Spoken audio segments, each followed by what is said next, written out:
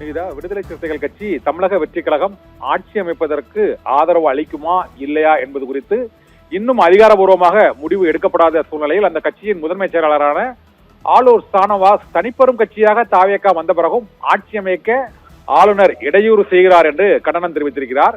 இதை கண்டிக்க அஞ்சுகிறது தாவேகா. ஆளுநரை எதிர்க்கும் துணிவு விஜயிடம் இருக்கிறதா என்ற கேள்வியையும் எழுப்பியிருக்கிறார்.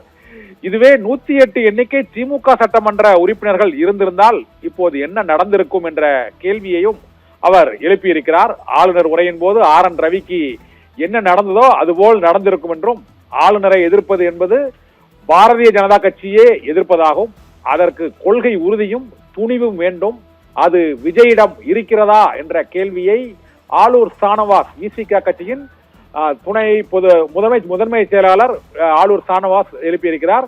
இதனால் விடுதலை சிறுத்தைகள் கட்சி தமிழக வெற்றி கழகத்துக்கு ஆதரவு அளிக்குமா என்ற சந்தேகம் எழுந்திருக்கிறது.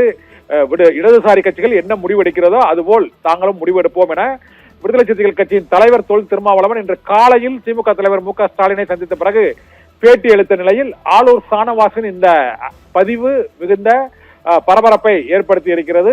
தனிப்பெரும் கட்சியாக தாவேகா வந்த பிறகும் ஆட்சி அமைக்க இடையூறு செய்கிறார் ஆளுநர் என்றும், திமுகவை இதே போல் இடையூறு செய்தால் என்ன நடந்திருக்கும் என்றும், ஆளுநரை எதிர்ப்பதற்கான கொள்கை உறுதியும் துணிவும் விஜயிடம் இருக்கிறதா என்ற கேள்வியை விடுதலை சிறுத்தைகள் கட்சியின் முதன்மை செயலாளர் ஆளூர் சானவாஸ் எழுப்பியிருக்கிறார். விவரங்களுக்கு நன்றி கண்ணன்.